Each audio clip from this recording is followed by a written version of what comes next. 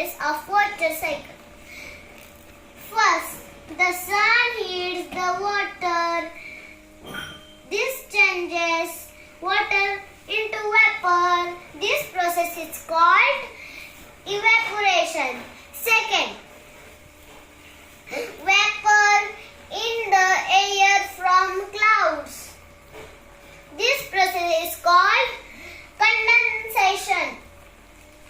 Third, clouds become heavy. They release it as rain, sleets, snows. This process is called precipitation. Fourth, water flows underground and into river, lake and ocean. This process is called